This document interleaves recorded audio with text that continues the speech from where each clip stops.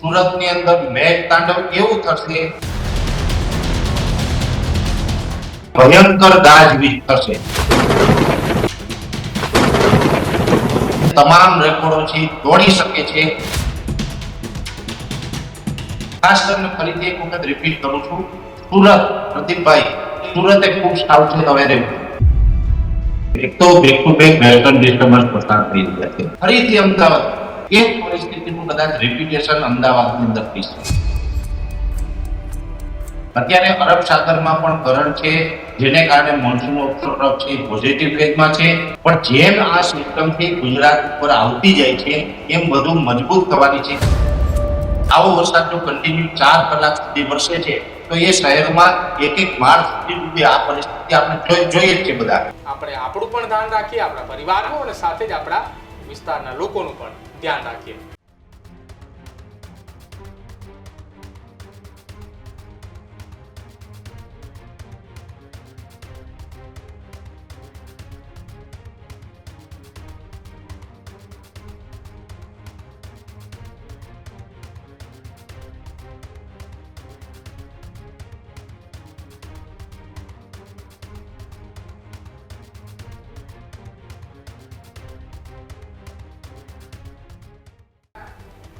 નમસ્કાર, આપ જોઈ રહ્યા છો ન્યૂઝ રૂમ ગુજરાત અને આપની સાથે હું શુભાવી અને હું છું પ્રદીપ.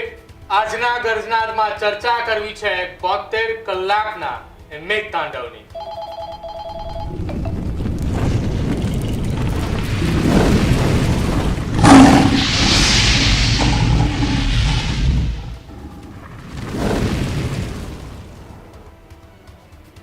તો ગુજરાતની અંદર આગામી 72 કલાક એ ખૂબ ભારે છે.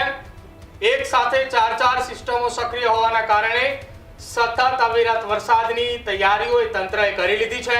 એનડીઆરએફ, એસડીઆરએફ સ્ટેન્ડ બાય રાખવામાં આવી છે. તમામ જિલ્લાના કલેક્ટરો પણ એલર્ટ છે અને રાજ્યમાં એક સાથે 9 જિલ્લાઓની અંદર આજે શાળા અને કોલેજોની અંદર રજાઓ જાહેર કરવામાં આવી છે. શું સ્થિતિ આગામી 24, 48 અને 72 કલાક સુધી ગુજરાતની અને ક્યાં વરસાદ સૌથી વધુ ખાબકી શકે છે? કેમ કે નવસારીની અંદરથી જે સિસ્ટમ પ્રવેશ કરવાની હતી એ સિસ્ટમ ત્યાં પ્રવેશ થઈ ચૂક્યો છે. કચ્છ સુધી એ સિસ્ટમ લાંબી આવવાની છે, એટલે કે દક્ષિણ ગુજરાતથી છે કચ્છ, મધ્ય ગુજરાત, ઉત્તર ગુજરાત અને સૌરાષ્ટ્ર પણ આવરી લેવાનું છે. આ તમામ એ ગુજરાતની અંદર જે મેઘતાંડવની સ્થિતિ છે તેને લઈને ચર્ચા કરવી છે. હવામાન નિષ્ણાંત પરેશ ગોસ્વામી આપણી સાથે જોડાયા છે. સીધી એ ચર્ચાની શરૂઆત કરીએ કે આજના દિવસથી આગામી 24, 48 અને 72 કલાક ગુજરાત માટે કેવા. પરેશભાઈ, ભૂતકાળની અંદર થોડા દિવસો પહેલા ગુજરાતમાં મેઘતાંડવની આપણે વાત કરી હતી. સ્થિતિ એ પણ થઈ, દક્ષિણ ગુજરાત હોય, મધ્ય ગુજરાતમાં અમદાવાદ સહિતના જિલ્લાઓની અંદર શું સ્થિતિ હતી એ સૌ કોઈ જોઈ. ફરી એકવાર એક સાથે 4 સિસ્ટમો સક્રિય થઈ છે. 72 કલાકના એલર્ટની વચ્ચે સરકાર તો તૈયાર છે, પણ સ્થિતિ સૌથી વધુ ક્યાં ખરાબ થઈ શકે છે? જોવા જઈએ તો અત્યારે જે સમીકરણો બંધાયા છે એમાં પણ જે સિસ્ટમો સક્રિય થઈ છે, એક તો back to back western disturbance પસાર થઈ રહ્યા છે. એ સાથે બંગાળની ખાડી અરબ સાગરથી બંને ઘણા લાંબા સમય પછી આ વર્ષે આપણે સક્રિય જોવા મળી રહ્યા છે. અત્યારે અરબ સાગરમાં પણ કરંટ છે, જેને કારણે મોન્સૂન ઓબ્સર્વ છે પોઝિટિવ ફેઝમાં છે. એમાં એક બંગાળની ખાડીની જે સિસ્ટમ છે એ અત્યારે સતત ગુજરાત તરફ આગળ વધી રહી છે. અત્યારે સિસ્ટમનો જે સેન્ટ્રલ પાર્ટ હોય છે એ આજે, એટલે કે આજે 31 જુલાઈના રોજ જે અમારું લાસ્ટ પ્રિડિક્શન છે વહેલી સવાર સુધીનું, ત્યાં સુધી એ સિસ્ટમ છે મહારાષ્ટ્રના જલગામ અને મધ્યપ્રદેશના ઇન્દોર વચ્ચેનું સેન્ટ્રલ પાર્ટ છે. અને એના જે આઉટર ક્લાઉડ હોય છે મધ્યપ્રદેશ અને મહારાષ્ટ્ર બોર્ડરે ગુજરાતની અંદર પ્રવેશ કરી ચૂક્યા છે. અને આ સિસ્ટમ ધીમે ધીમે આગળ વધી રહી છે. એટલે ફરીથી રાજ્યની અંદર સાર્વત્રિક વરસાદનો રાઉન્ડ છે આપણે જોવા મળવાનો છે, જેમાં આજે 31 તારીખથી લઈને 4 ઓગસ્ટ સુધી આ વરસાદનો રાઉન્ડ આવશે. પણ આ વરસાદના રાઉન્ડની અંદર અનેક જગ્યાએ મેઘ તાંડવ જેવી પરિસ્થિતિનું નિર્માણ થશે. ખૂબ અતિ ભારે વરસાદ પડશે. એટલે સૌ પ્રથમ તો જે વિસ્તારમાં વધારે વરસાદ પડવાના છે એ વિસ્તારની હું તમને જો જાણ કરું તો જે દક્ષિણ ગુજરાતના તમામ વિસ્તાર, એમાં પણ ખાસ કરીને ભરૂચ, અંકલેશ્વર, રાજપીપળા, સુરત, વલસાડ, વાપી, નવસારી, બારડોલી, ડાંગ, તાપી, આ તમામ વિસ્તારની અંદર ભારેથી અતિ ભારે વરસાદ નોંધાશે. ખાસ કરીને સુરત, કેમ કે સુરત છે એ આપણું ગુજરાતનું ખૂબ મોટું સિટી છે, ઉદ્યોગનગર છે, અને થોડા દિવસ પહેલા એમની પણ હાલત છે એ ખૂબ ખરાબ થઈ હતી. ફરીથી એનું રિપીટેશન થવા જઈ રહ્યું છે. સુરત ઉપર બહુ મોટો ખતરો છે પ્રદીપભાઈ. અત્યારે કહી શકાય કે સુરત વાસીઓએ ખૂબ એલર્ટ રહેવું પડશે. સુરતની અંદર મેઘ તાંડવ એવું થશે કે જે મેઘ તાંડવ છે ગયા અઠવાડિયે અથવા તો જે આપણે જુલાઈના પ્રથમ અઠવાડિયામાં જોયું હતું, એ તમામ રેકોર્ડો છે તોડી શકે છે અને સુરતની અંદર પરિસ્થિતિ બેકાબુ થઈ શકે છે. એટલે સુરત છે અત્યારે લગભગ આવનારા 72 કલાક દરમિયાન ખૂબ ડેન્જર ઝોનમાં. હું તો આપણે એવું પણ કહી શકાય કે આપણે કહીએ કે રેડ એલર્ટ એટલા આટલા વિસ્તારમાં છે જે આઈએમડી તરફથી આપવામાં આવ્યું છે. સુરતને હું તો કહું અત્યારથી જ આપણે સુપર રેડ એલર્ટ જેવી પરિસ્થિતિમાં માનીએ છીએ. એટલે સુરતની હાલત ખૂબ ખરાબ થવાની છે. એની સાથે દક્ષિણ ગુજરાતના બીજા જિલ્લાઓ છે એ પણ ડેન્જર ઝોનમાં છે. એવી જ રીતે મધ્યપ્રદેશ બોર્ડરે પંચમહાલ અને છોટાઉદેપુર આ બે જિલ્લા એવા છે કે એમાં પણ ભારેથી અતિ ભારે વરસાદની સંભાવનાઓ છે. મધ્ય ગુજરાતની અંદર વડોદરા, આણંદ, નડિયાદ, ખેડા અને અમદાવાદ. ફરીથી અમદાવાદ, જો આમ જોવા જઈએ તો અમદાવાદની અંદર ગયા અઠવાડિયે જે પ્રતિભાય વરસાદ પડ્યો છે એમણે એક દાયકાનો રેકોર્ડ પણ ચોક્કસથી તોડ્યો છે. એ પરિસ્થિતિનું કદાચ રિપીટેશન અમદાવાદની અંદર થઈ શકે. કેમ કે અમદાવાદ છે એમાં 1લી અને 2જી તારીખ આ 2 દિવસ એવા છે કે થોડાક વધારે ડેન્જર દેખાઈ રહ્યા છે. એમાં પણ અમદાવાદના જે દક્ષિણ પાટો છે એની અંદર થોડુંક વધારે પ્રમાણ વરસાદનું જોવા મળે એવી સ્થિતિ અત્યારે દેખાઈ રહી છે. એ પછી જે સૌરાષ્ટ્રના ભાગો હશે તો સૌરાષ્ટ્રના 3 જિલ્લા એવા છે જેમાં ભાવનગર, બોટાદ અને સુરેન્દ્રનગર. એની અંદર પણ ભારેથી અતિ ભારે વરસાદ છે એ વરસી શકે છે. કચ્છ જિલ્લાના જે પૂર્વ ભાગો છે એમાં 2 ઓગસ્ટ અને 3 ઓગસ્ટ આ 2 દિવસ એવા હશે કે કચ્છના પૂર્વ ભાગો જેમાં ભુજ, ભચાઉ અને રાપર તાલુકો છે આ વિસ્તારની અંદર અતિ ભારે વરસાદ જોવા મળે, વરસાદનું રૌદ્ર સ્વરૂપ ત્યાં જોવા મળે તેવી શક્યતાઓ છે. પછી ઉત્તર ગુજરાતના અમુક વિસ્તાર છે એમાં પણ ભારેથી અતિ ભારે વરસાદ વરસી શકે છે, જેમાં પાટણ, મહેસાણા અને સાબરકાંઠા આ 3 જિલ્લા એવા છે જેમાં ખૂબ ભારે વરસાદ જોવા મળશે. આટલા જિલ્લા જે મેં આપને જણાવ્યા એટલે લગભગ કહી શકાય કે ગુજરાતના 30% કરતા વધારે વિસ્તારનો તો આમાં સમાવેશ થાય છે. એટલે આ ઓછો કોઈ એરિયો નથી, આ બહુ લાંબો એરિયો છે. એવડા મોટા એરિયામાં જ્યારે મેઘ તાંડવ થવાનું હોય ત્યારે દરેક નાગરિકોએ પણ સાવચેતી રાખવી પડશે અને તંત્રએ પણ સાવચેતી રાખવી પડશે. જે નામ જણાવ્યા એ વિસ્તારમાં તો ભારેથી અતિ ભારે વરસાદ પડવાનો છે. એ સિવાય પણ ગુજરાતના તમામ જિલ્લાઓની અંદર વરસાદ પડવાનો છે, પણ ત્યાં મધ્યમથી સારા વરસાદ પડવાના છે. જેમાં ખાસ કરીને જોવા જઈએ તો 5 થી 7 ઇંચ વરસાદ પડશે આ રાઉન્ડની અંદર.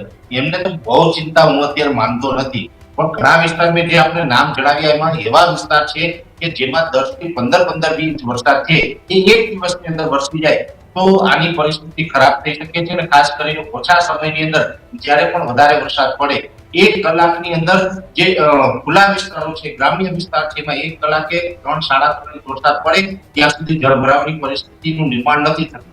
પણ 3.5 ઇંચ કરતા જ્યારે વધારે વરસાદ પડે ત્યારે ગ્રામ્ય વિસ્તારમાં પણ પાણી ભરાતા હોય. તો એવી રીતે શહેરી વિસ્તારમાં પાણીના નિકાલ ઓછા હોય છે. ખાસ કરીને મોટા શહેર હોય, વડોદરા હોય, સુરત હોય, અમદાવાદ હોય, આવા શહેરી વિસ્તારની અંદર તો 1 કલાકે 2 ઇંચ વરસાદ, આવો વરસાદ જો કન્ટિન્યુ 4 કલાક સુધી વરસે છે તો એ શહેરમાં 1-1 માળ સુધી ડૂબે. આ પરિસ્થિતિ આપણે જોઈએ જ છે બધા. તો આ પરિસ્થિતિનું નિર્માણ થવા જઈ રહ્યું છે. એટલે આપના માધ્યમથી, ન્યૂઝ રૂમના માધ્યમથી હું એ અપીલ કરું છું કે આમાં કોઈ મિત્રોએ આવી આગાહીથી ડરવું કે ગભરાવું નહીં, પણ થોડી સાવચેતી રાખવી. નીચાણવાળા વિસ્તારમાં રહેતા હોય મિત્રોએ ખાસ સલામત સ્થળે ખસી જવું. નદી કાંઠા વિસ્તારમાં રહેતા હોય મિત્રોએ પણ સલામત સ્થળે ખસી જવું જોઈએ. અને મધ્ય ગુજરાત અને દક્ષિણ ગુજરાતના તમામ જિલ્લાની અંદર તંત્રએ એનડીઆરએફની ટીમ છે એ સ્ટેન્ડ બાય રાખવી પડશે તેવી પરિસ્થિતિ અત્યારે અમને લાગી રહી છે. પરેશભાઈ, શું લાગી રહ્યું છે, કેટલા દિવસ સુધી આ સિસ્ટમની અસર રહી શકે એમ છે? અને જે સિસ્ટમ અત્યારે વધુ મજબૂત બનતી જોવા મળી રહી છે, દક્ષિણ ગુજરાત, મધ્ય ગુજરાત, આ 2 વિસ્તારો એવા છે કે જ્યાં ભારે તે અતિ ભારે વરસાદ પડી શકે તેવી સંભાવના છે. કેટલા દિવસ સુધી આની અસર રહી શકે છે ગુજરાતની અંદર? પહેલી વાત તો એ છે કે આ સિસ્ટમ જ્યારે બંગાળની ખાડીમાં બની હતી ત્યારે ડિપ્રેશન સ્વરૂપમાં હતી. એ ડિપ્રેશન સ્વરૂપ ઓડિશા ઉપર આવ્યું ત્યારે મજબૂત થઈ અને ડીપ ડિપ્રેશન બન્યું. પછી એક વખત એ ફરીથી નબળું પણ પડ્યું અને એક વખત લો પ્રેશર સુધી પણ પહોંચ્યું હતું. પણ જેમ આ સિસ્ટમથી ગુજરાત ઉપર આવતી જાય છે એમ બધું મજબૂત થવાની છે. કેમ કે આનો જે પિયર ઝોન હોય છે અરબ સાગર સુધી લંબાવવાનો છે. એટલે અરબ સાગર સુધી એનો સ્ફિયર ઝોન લંબાય છે, જેથી કરીને અરબ સાગર છે એને પૂરતો ભેજ અને એનર્જી આપવાનું કામ કરશે. એને કારણે સિસ્ટમથી સતત મજબૂત થતી જશે અને આ સિસ્ટમને કારણે આજે 31 તારીખે જે વરસાદની શરૂઆત થવા જઈ રહી છે એ 4 ઓગસ્ટ સુધી આપણે વરસાદની અસર રહેવાની છે. આ સિસ્ટમ છે એ બે લેવલ ઉપર ખૂબ મજબૂત છે. ઘણા સમય પછી એવું બન્યું છે કે 700 એચપીએ નું લેવલ અને 850 એચપીએ નું લેવલ, આ બંને લેવલ ઉપર જે જમીનની ઊંચાઈઓ છે એ બંને લેવલ ઉપર જો સિસ્ટમ આટલી મજબૂત હોય એટલે આપણે વધારે પડતા વરસાદ છે પડતા હોય છે. એમાં પણ સિસ્ટમ છે એ 850 એચપીએ લેવલની ઊંચાઈ ઉપર છે એ થોડી દક્ષિણ તરફ ઝૂકેલી છે. આ સિસ્ટમ હવે દક્ષિણ તરફ ઝૂકેલી છે એટલે અનેક વિસ્તારની અંદર થંડરસ્ટોર્મ એક્ટિવિટી પણ જોવા મળશે. થંડરસ્ટોર્મ એક્ટિવિટી જે વિસ્તારમાં જોવા મળશે ત્યાં ભયંકર ગાજવીજ થશે અને ગાજવીજ થશે તો સ્વાભાવિક રીતે ત્યાં પવનનું પ્રમાણ પણ વધી જશે. એટલે અમુક વિસ્તારની અંદર ગાજવીજ અને પવન સાથે પણ વરસાદ પડશે અને પવનની ઝડપ જે વિસ્તારમાં છે ત્યાં 35 થી 40 કિલોમીટર અને એના ગસ્ટિંગ છે 45 કિલોમીટર પ્રતિ કલાક પહોંચી શકે છે. એટલે રાજ્યના ઘણા વિસ્તાર એવા હશે કે ત્યાં ગાજવીજ અને પવન સાથે ગાજવીજ છે એ તો સમજ્યા, પણ ભાવિકભાઈ પવન સાથે વરસાદ એટલો પડતો હોય એટલે અનેક વૃક્ષો ધરાશાયી થાય, બિલ્ડિંગો ઉખડી પડતા હોય, ઇલેક્ટ્રિક પોલ ઉખડી પડે અને એમાં પણ દુર્ઘટના થતી હોય છે. એટલે જ અમે આપણે કહીએ છીએ કે ભાઈ લોકોએ સાવચેત રહેવું પડશે. આની અંદર સાવચેત એટલા માટે એવી રીતે રહેવાનું છે કે તો નીચાણવાળા વિસ્તારમાં ન રહેવું, બીજું બિનજરૂરી વરસાદ સમયે ઘરોની કે ઓફિસની બહાર ન નીકળવું, કેમ કે બહાર નીકળવું જોખમી બની શકે છે. એટલે આપણે સાવચેતી ચોક્કસ આની અંદર ભાવિકભાઈ રાખવી પડશે અને આ સાવચેતી આપણે 3 તારીખે સાંજ સુધી તો ખૂબ રાખવી પડશે. 4 તારીખ પછી ધીમે ધીમે હળવું થતું જશે અને 4 તારીખે મોડી રાત સુધી આપણે આ સિસ્ટમની અસર છે એ ગુજરાતમાં જોવા મળશે. પરેશભાઈ, અત્યારની જ વાત કરીએ, હાલની પરિસ્થિતિ પ્રમાણે અત્યારે એસસીઓસી સેન્ટરથી જે આંકડાઓ આવ્યા છે 80 કરતા વધારે તાલુકાઓની અંદર વરસાદ પડી ચૂક્યો છે અને હજુ શરૂઆત એ આજના દિવસની થઈ છે. બપોર સુધીની અંદર જો 80 તાલુકાઓની અંદર 80 તાલુકા કરતા વધારેની અંદર વરસાદ પડે તો આગામી ધીરે ધીરે સમયગાળા દરમિયાન એક સાથે એવી ઘટનાઓ બને કે 200 કરતા પણ વધારે તાલુકાઓની અંદર એક સાથે રાજ્યની અંદર સાર્વત્રિક વરસાદ 3 દિવસની અંદર કોઈ એક દિવસ જોવા મળે. આમાં પ્રદીપભાઈ એવું છે, મેં આપને જણાવ્યું કે આ સિસ્ટમનો જે સેન્ટ્રલ પાર્ટ છે એ જલગાંવથી લઈને ઇન્દોર વચ્ચેના પાર્ટમાં છે અત્યારે અને એ જે સિસ્ટમના આઉટર ક્લાઉડ હોય ગુજરાતને ટચ થઈ ગયા. એટલે આજે જે વરસાદ વહેલી સવારથી જે વરસ્યો હશે કે અમારી જે અલગ અલગ મોડેલોના આધારે જે અમે સિસ્ટમોમાં ચેક કરીએ છીએ એ મુજબ મધ્યપ્રદેશ અને મહારાષ્ટ્ર બોર્ડરે હશે. દાખલા તરીકે છોટાઉદેપુરના ઘણા બધા તાલુકાઓ હશે, એ સાથે જે રાજપીપળાના તાલુકાઓ હશે, ભરૂચ જિલ્લાના જે પૂર્વ ભાગો હશે, ડેડિયાપાડા હોય, સાગબારા હોય, આ તમામ જે વિસ્તારો છે એની અંદર કદાચ વહેલી સવારથી જ વરસાદની શરૂઆત થઈ ચૂકી હશે કેમ કે આઉટર ક્લાઉડ ત્યાં પહોંચી ચૂક્યા છે અને હવે જેમ જેમ આ સિસ્ટમ આગળ વધતી જશે એમ આ તાલુકાઓના આંકડાઓ છે વધતા જશે અને આવતીકાલનો દિવસ ખાસ કરીને 1 તારીખ અને 2 તારીખ આ 2 દિવસ એવા છે કે જેમાં સાર્વત્રિક એટલે કે વધુ વિસ્તારની અંદર એક સાથે વરસાદ પડી જાય અને ભારેથી અતિ ભારે વરસાદ વરસે અને એમાં પણ વરસાદનું જે કહી શકાય કે રૌદ્ર જોવા મળે, ભયંકર સ્થિતિ. ઘણા લોકો આ સિસ્ટમ પસાર થઈ ગયા પછી આપણે એવા રિવ્યુ આપશે મીડિયાને કે ભાઈ આવો વરસાદ તો અમારી જિંદગીમાં અમે જોયું નથી. આવી પરિસ્થિતિ ઘણી જગ્યાએ થશે. ખાસ કરીને ફરીથી એક વખત રિપીટ કરું છું, સુરત પ્રદીપભાઈ, સુરતે ખૂબ સાવચેત હવે રહેવું જોઈએ. તંત્રએ સુરતની સાથે સાથે બીજી પણ તૈયારી પરેશભાઈ કરવી પડશે ને, કેમ કે દક્ષિણ ગુજરાતની અંદર સુરતમાં ગત 10 દિવસ 12 દિવસ પહેલા શું સ્થિતિ થઈ એ સૌ કોઈ જોઈ. અમદાવાદની અંદર શું સ્થિતિ જોઈ કે અમદાવાદ રાજકોટ વચ્ચે એ પરિવહન એ ઠપ થઈ ચૂક્યો હતો કેમ કે બાવળા નજીક વરસાદ એટલો પડ્યો કે વરસાદી પાણીનો ભરાવ થઈ ગયો. અમદાવાદ વિરમગામ હાઈવે પણ બંધ થઈ ગયા. તંત્ર તો તૈયાર છે પરંતુ પબ્લિકે પણ એટલું સમજવું જોઈશે ને કે આટલું એલર્ટ આપવામાં આવ્યું છે, એસડીઆરએફ એનડીઆરએફ ની કોલમો ઉતારવામાં આવી છે તો આપણે એ થોડા સાવચેત રહીએ. બિલકુલ પ્રદીપભાઈ, હું પણ આપના માધ્યમથી એટલે કે ન્યૂઝરૂમના માધ્યમથી એ જ અપીલ કરી રહ્યું છું કે ભાઈ આપણે બધાએ સાવચેતી રાખવાની. જો આવા મોટા વરસાદની કોઈ આગાહી કોઈ એક્સપર્ટ દ્વારા આપવામાં આવે, સરકારી હવામાન વિભાગ દ્વારા આપવામાં આવે ત્યારે આપણે ડરવાનું કે ગભરાવાનું, સાવચેતી રાખવાની હોય. એ સાવચેતીના પગલાના રૂપે નાગરિકોએ પણ એ ધ્યાન રાખવું પડશે. મેં આપને જણાવ્યું એમ કે વરસાદ દરમિયાન બિનજરૂરી ઘરોની કે ઓફિસની બહાર ન નીકળવું. પછી કોઈ ઇમરજન્સી કેસની અંદર આપણે નીકળવું પડતું હોય એ વાત અલગ છે, પણ બિનજરૂરી બહાર ન નીકળવું, નીચાણવાળા વિસ્તારમાં ન રહેવું. હવે આપણે અત્યારે આવડો મોટો વરસાદ પડવાનો છે ને એ સમયે આપણે જો વધારે પડતા નીચાણવાળા વિસ્તારમાં રહેશું ને જો સલામત સ્થળે નહીં ખસી જઈએ તો સ્વાભાવિક રીતે ત્યાં પરિસ્થિતિ ખરાબ થશે ને પછી આપણે કેટલું અમારી પરિસ્થિતિ આ છે, અમને એનડીઆરએફ બચાવવા પણ એનડીઆરએફ ની ટીમ છે એ પણ પછી કેટલીક જગ્યાએ પહોંચી વળે. જેમ કે આ તો સાર્વત્રિક વરસાદ થવાનો છે, આ તો એક બે ક્ષેત્ર તો છે નહીં. આ તો ઉત્તર ગુજરાત, મધ્ય ગુજરાત, દક્ષિણ ગુજરાત અને સૌરાષ્ટ્રના પણ અનેક ભાગોનો આની અંદર સમાવેશ થાય છે. એટલે સાર્વત્રિક રીતે એટલો ભારે વરસાદ પડવાનો હોત તો તંત્ર પણ ઘણી વખત એવું બનતું હોય કે દરેક જગ્યાએ ન પહોંચી શકે. પણ લોકોએ અત્યારે આ જે આપણે જો સાંભળતા હોય તમામ મિત્રોએ અત્યારે સલામત સ્થળે ખસી જવું અને જે જગ્યાએ આપણે સલામત સ્થળે છીએ કે જ્યાં છે ત્યાં જ બેસવું, ત્યાંથી આપણે ક્યાંય આગળ ન જવું અથવા તો કોઈ ખુલ્લા વાતાવરણમાં બહાર ન નીકળવું. કેમ કે બહાર નીકળવામાં પણ આમાં ઘણી જગ્યાએ પવન સાથે વરસાદો પડતા હશે તો પ્રદીપભાઈ છાપરાઓ ઉડે, હોર્ડિંગો કોઈ જગ્યાએ ઉડે પડે, ઇલેક્ટ્રિક પોલ ધરાશાયી થાય, વૃક્ષો ધરાશાયી થાય તો આવી પરિસ્થિતિમાં તો પછી દુર્ઘટનાઓ બને છે. એટલે આપણે ઓફિસોમાં અથવા તો ઘરોની અંદર સુરક્ષિત સ્થળે બેસવું એ નાગરિકોની પણ બધાની એટલી જવાબદારી આની અંદર આવે છે. પરેશભાઈ ટૂંકમાં એક જવાબ જોઈએ છે ખાલી કે અરબ સાગર એટલો બધો એક્ટિવ જોવા નથી મળી રહ્યો. બંગાળની ખાડીમાં લગાતાર સિસ્ટમો બની રહી છે, લગાતાર ત્યાં વરસાદી માહોલ જામતો જોવા મળી રહ્યો છે. શું લાગી રહ્યું છે અરબ સાગરની અંદર આવનારા સમયમાં કોઈ સિસ્ટમ બને છે તો એની અસર આખા ગુજરાતમાં ફરી એકવાર થઈ શકે? જો ભાવિકભાઈ, પહેલી વાત તો એ છે કે અરબ સાગરમાં જ્યારે સિસ્ટમ બને છે ત્યારે સૌરાષ્ટ્રના દક્ષિણ ભાગો અને દક્ષિણ ગુજરાતને વધારે અસર થતી હોય છે. બંગાળની ખાડીની સિસ્ટમ જ્યારે પણ મધ્યપ્રદેશ કે મહારાષ્ટ્ર ઉપરથી ગુજરાત ઉપર આવે ત્યારે આપણે સાર્વત્રિક વરસાદ પડતા હોય છે. એટલે સામાન્ય રીતે હું તો એવું માનું છું કે અરબ સાગર કરતા પણ બંગાળની ખાડીની અંદર જો સિસ્ટમો છે એ એક પછી બનતી રહે તો ગુજરાતમાં સાર્વત્રિક વરસાદનો લાભ મળતો રહે એ આપણા માટે ફાયદા છે. હવે બીજી વાત છે કે અરબ સાગર અત્યારે આમ જોવા જઈએ તો ડિસ્ટરી પણ નથી. ભલે ત્યાં તાપમાન થોડું ઘટી રહ્યું છે એને કારણે કોઈ સિસ્ટમો નથી બની રહી અત્યારે, પણ અરબ સાગર ટકરી છે. બંગાળની ખાડીની જેટલી પણ સિસ્ટમ અત્યારે ગુજરાતની નજીક આવે તો એનો સ્પીયર ઝોન છે અરબ સાગર સુધી લંબાય છે. અરબ સાગર એ સિસ્ટમને એનર્જી આપે છે. જો અત્યારે આ જે સિસ્ટમ આવતી હતી એ અત્યારે હવે મહારાષ્ટ્ર અને મધ્યપ્રદેશ ઉપર પહોંચી છે, આઉટર ક્લાઉડ ગુજરાત ઉપર પહોંચી ગયા છે.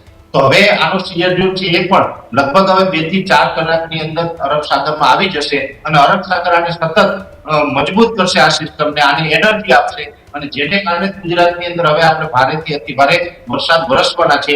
એટલે અરબ સાગરમાં ભલે સિસ્ટમ અત્યારે નથી બની રહી પણ અરબ સાગર સક્રિય છે અને આ અરબ સાગરનું તાપમાન જો 2 થી 3 ડિગ્રી સુધી હવે આવનારા સમયમાં ઊંચકાશે તો ચોક્કસથી અરબ સાગરમાં પણ સિસ્ટમ બનશે અને લગભગ મને લાગી રહ્યું છે 15 ઓગસ્ટ પછી અરબ સાગરનું તાપમાન પણ ઊંચકાશે અને ત્યાં પણ સિસ્ટમ બનવાનું ચાલુ થશે. પરેશભાઈ, આપણે જ્યારે આ વખતે વરસાદની શરૂઆત થઈ ત્યારથી સતત એક ચર્ચા કરતા હતા, સુપર અલ્નીનોની ચર્ચા. એ ચર્ચા વચ્ચે આ ત્રીજો વરસાદનો રાઉન્ડ છે. પહેલા રાઉન્ડની અંદર દક્ષિણ ગુજરાત અને મધ્ય ગુજરાતના કેટલાક જિલ્લાઓનો સમાવેશ થયો. બીજા રાઉન્ડની અંદર મોટાભાગે એ ગુજરાતના એ તમામ એ જિલ્લાઓ આવરી લેવામાં આવ્યા. એકાદ બે જગ્યાઓ પર એવી કોઈ ઘટના હશે કે જ્યાં કેટલાક તાલુકાઓમાં વરસાદની સ્થિતિ નથી. હવે આ ત્રીજો રાઉન્ડ, સૌથી વધુ તાકાતવર રાઉન્ડ એ બીજો રાઉન્ડ આવ્યો કે જ્યાં દક્ષિણ ગુજરાત, અમદાવાદ સહિતના મધ્ય ગુજરાતના કેટલાક જિલ્લાઓ હોય એ તમામ જગ્યા ઉપર જનજીવન ખોરવાય તે પ્રકારની સ્થિતિ થઈ. સતત 3-4 દિવસ સુધી એનડીઆરએફ, એસડીઆરએફ, આર્મીની પણ કોલમો ઉતારી. ત્રીજા રાઉન્ડની અત્યારે આપણે વાત કરી રહ્યા છીએ, તંત્ર એલર્ટ છે. આ તમામની વચ્ચે જે સમય અંતર જઈ રહ્યો છે, 7-8 દિવસ 10 દિવસનો સમય જાય છે, ત્યારબાદ નવી સિસ્ટમની એન્ટ્રી થાય છે. શું આ વખતે પણ એ પ્રકારની સ્થિતિ કે 4 તારીખ સુધી વરસાદની આગાહી કરવામાં આવી રહી છે, 7-8-10 દિવસ બાદ, એટલે કે ઓગસ્ટની અંદર ફરી એકવાર 12 થી લઈને 17 તારીખની આસપાસ કોઈ નવી મજબૂત સિસ્ટમ સાથે આગળ વરસાદી રાઉન્ડ થાય? પહેલી વાત તો એ છે કે મને યાદ છે ત્યાં સુધી ન્યૂઝના માધ્યમથી આપણે અનેક વખત અલ્નીનોની પણ ચર્ચા કરી હતી. અલ્નીનો છે એ સક્રિય થવાનો હતો આપણે એપ્રિલ, મે અને જૂન મહિનામાં પણ આપણે ખ્યાલ હતો અને અલ્નીનો અત્યારે સક્રિય પણ થયું છે. અત્યારે પ્રશાંત મહાસાગર તાપમાન છે નોર્મલ કરતા ઉચકાયું છે. અલ્નીનો છે અત્યારે દિવસે દિવસે મજબૂત પણ થતો જાય છે. પણ મેં ન્યૂઝરૂમના માધ્યમથી ત્યારે જ અપીલ કરી હતી ભાઈ અલ્નીનો સક્રિય થવાનો છે એનો મતલબ એવો નથી કે ગુજરાતનું ચોમાસું નબળું થશે. આપણા માટે આયોડી એટલે કે ઇન્ડિયન ઓશન ડેપોલ છે એ ફાયદારૂપ લેવાનો છે ને અત્યારે ઇન્ડિયન ઓશન ડેપોલ છે એ પોઝિટિવ છે, આયોડી પોઝિટિવ છે, જેને કારણે બેક ટુ બેક સિસ્ટમ બની રહી છે અને ગુજરાતને વરસાદનો લાભ મળી રહ્યો છે. આવનારા સમયમાં પણ આ જ રીતે બેક ટુ બેક સિસ્ટમ આવવાની છે. જે તમે વાત કરી રહ્યા છે વરસાદના મોટા ગેપ, તો હમણાં કોઈ બહુ મોટો ગેપ એટલે કે 20-25 દિવસનો ગેપ આવે તેવી સંભાવનાઓ હાલ દેખાતી નથી. આ એક ચોક્કસથી છે કે 7-8 દિવસના ગેપથી આવતા હોય અને એવા કદાચ ગેપ જોવા મળી શકે છે. 12 થી 15 ઓગસ્ટનું જે તમે જે પૂછી રહ્યા છો એની અંદર કોઈ મોટી સિસ્ટમ નહીં, પણ એક હળવી નાની એવી સિસ્ટમથી આવશે અને એની અંદર સાર્વત્રિક વરસાદ નહીં હોય પણ સીમિત વિસ્તારોમાં ચોક્કસથી 12 થી 15 તારીખમાં પણ વરસાદ જોવા મળી શકે. જોકે અત્યારે જે આ રાઉન્ડ આવી રહ્યો છે 31 તારીખથી 4 તારીખ સુધીનો, એ રાઉન્ડમાં જે વરસાદ પડશે તો ભારે વરસાદ નહીં હોય, એમાં સામાન્ય વરસાદ અને ઓછા વિસ્તારમાં વરસાદ પડે તેવું ચોક્કસ તેમાં અનુમાન છે. બિલકુલ, આભાર પરેશભાઈ અમારી સાથે જોડાવા બદલ અને માહિતી આપવા બદલ. તો ગુજરાતની અંદર આગામી 4 તારીખ સુધી એટલે કે 1લી, 2જી અને 3જી ઓગસ્ટ છે, 4થી ઓગસ્ટના દિવસે કેટલાક જગ્યાઓ ઉપર છૂટાછવાયા એ સિસ્ટમની અસર જોવા મળશે. કેમ કે એક સાથે 4 જેટલી સિસ્ટમો સક્રિય થઈ છે ને, એ 4 સિસ્ટમો એક સાથે સક્રિય થવાના કારણે આ અસરો એ દેખાઈ રહી છે. સુરત માટે એક ખતરો છે, સુરતની આસપાસના જિલ્લાઓ માટે એક ખતરો છે જ્યાં સૌથી વધુ વરસાદ પડી શકે છે. છોટાઉદેપુર અને પંચમહાલની પણ વાત એ પરેશભાઈએ કરી છે. તમામ એ જિલ્લાઓની અંદર જ્યાં રેડ એલર્ટ આપવામાં આવ્યું છે, જ્યાં વધારે વરસાદનો ખતરો છે, તંત્ર જે તકેદારીના ભાગરૂપે સૂચનાઓ આપી રહી છે એ સૂચનાઓનું પાલન કરો. જરૂરી ના હોય તો ઘરની બહાર જવાનું ટાળો. કેમ કે ભૂતકાળની અંદર 7-8 દિવસ પહેલા જે સ્થિતિ એ થઈ હતી કે નેશનલ હાઈવે, સ્ટેટ હાઈવે બંધ થયા હતા, એક સાથે રાજ્યની અંદર 500 કરતાં પણ વધારે રસ્તાઓ બંધ હતા. એ પ્રકારની સ્થિતિમાં કોઈ જગ્યાએ ફસાઈએ નહીં. આપણે આપણું પણ ધ્યાન રાખીએ, આપણા પરિવારનું અને સાથે જ આપણા વિસ્તારના લોકોનું પણ ધ્યાન રાખીએ. હાલ ગર્જનારમાં બસ આટલું જ. રજા આપશો. નમસ્કાર.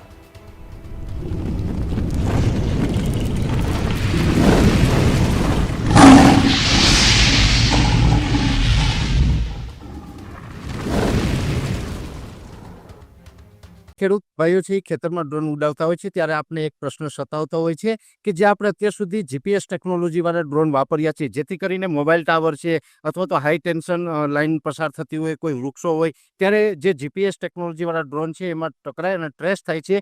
પણ એગ્રીવન લાવ્યું છે જીએનએસએસ ટેકનોલોજી ડ્રોન, જેથી કરીને એ ડ્રોન છે એ કોઈ જગ્યાએ ટકરાય નહીં, પોતાની રીતે જ ડિસિઝન લે છે અને મૂવ થઈ જાય છે. જેથી કરીને જીએનએસએસ ટેકનોલોજી ડ્રોન છે એ વાપરવાનો આગ્રહ રાખો.